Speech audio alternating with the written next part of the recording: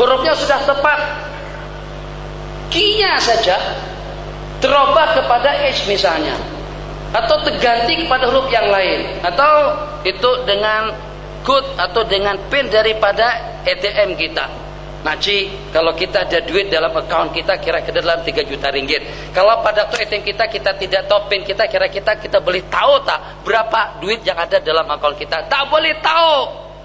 Tarik uang tunai tak boleh. Berapa kredit duit yang tersimpan tak tahu.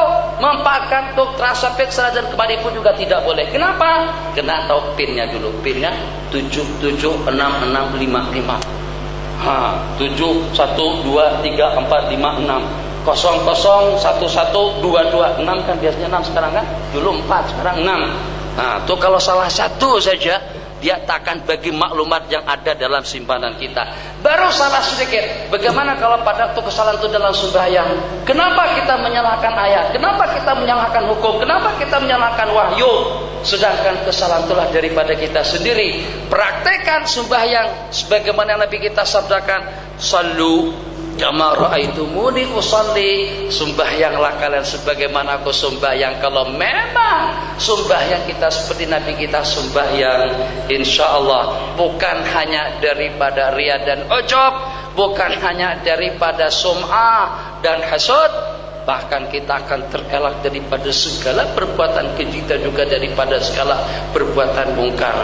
Al-imanu billah, yang di dalam iman dan yakin kita tadi itu ada tuntutan hukum dengan syahadahnya, dengan sembahyang dan puasanya, dengan zakat dan hajinya, dan juga dengan kewajiban-kewajiban lainnya. Hada wabillahi taufik wa sallallahu ala sayyidina Muhammad. 15 menit paling lama. Yang ada pertanyaan dipersilakan.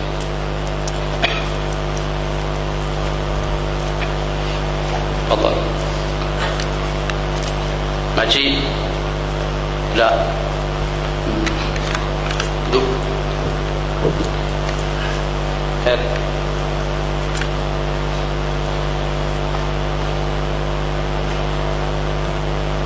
karena ada yang memulai.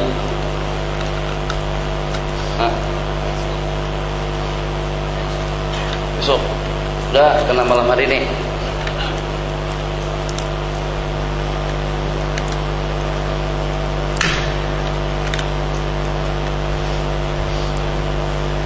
Ada satu. Apa nih? Hadiah kan? Oke, makasih.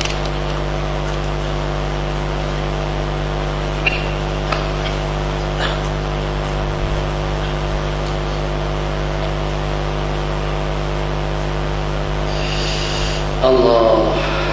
Ini dengan pertanyaan yang ditanyakan, bolehkah kita menunaikan sembahyang sunat witir 1 rakaat setelah kita menunaikan sholat sunat ba'diyah isya? Kalau setakat boleh saja. Tapi cuman malaikat agak heran lah sedikit. Malaikat maji ini macam mana sembahyang witirnya setakat 1 rakaat aja.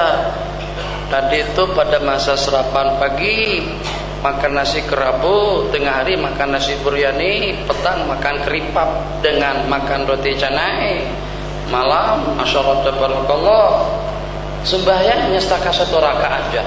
Yang lebih pelik lagi tarawih. Tadi saya sebutlah tarawih pada masa di pengajian.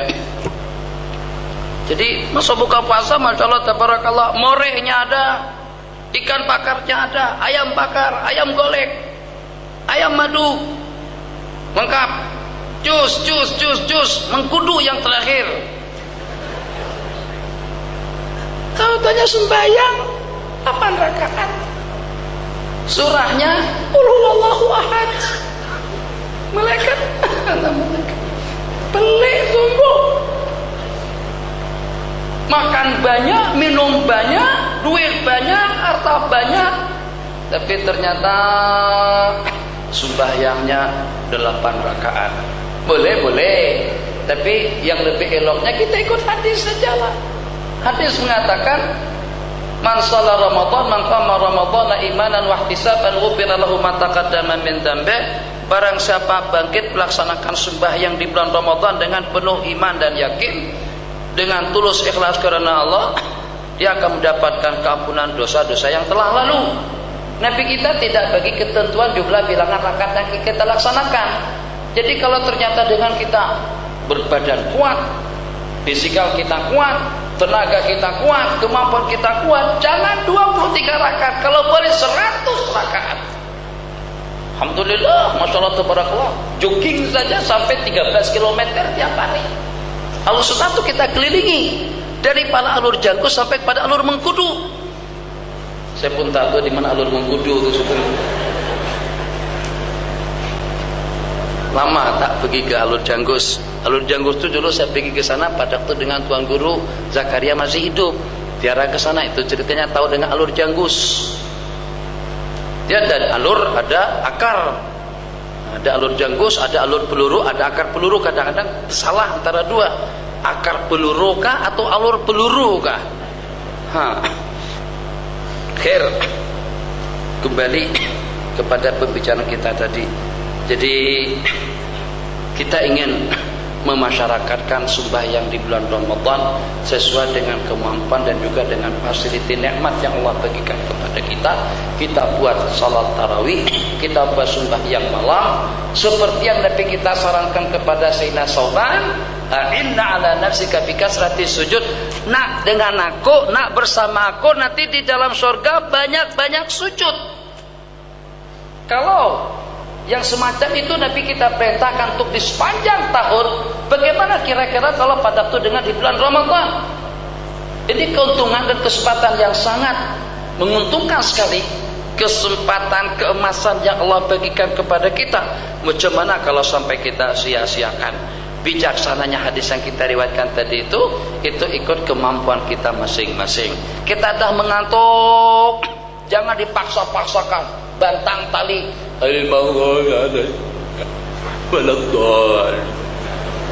tapi kita katakan hulu, tuh lucutkan, lepaskan tali yang terbantang di masjid itu. Tuh ternyata tadinya Sayyidatuna Zainab, istri baginda Nabi. Kenapa? Sebab kalau pada masa mengantuk supaya jangan sampai tumbang dan jatuh, jadi dengan tali tadi itu beliau pegang untuk menahan supaya bisa diri tetap stabil melaksanakan sunnah Nabi. Kita tidak perkenankan kita memaksakan diri dalam keadaan seperti itu.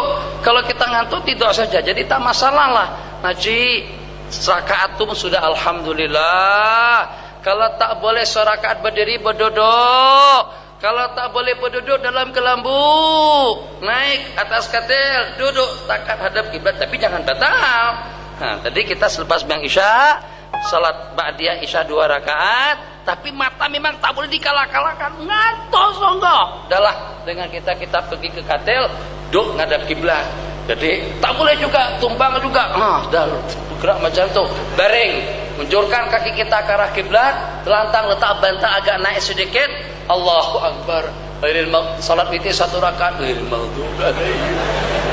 Isyarat dengan mata, begitu mata diisyaratkan untuk sujud, akhirnya tertidur sampai subuh.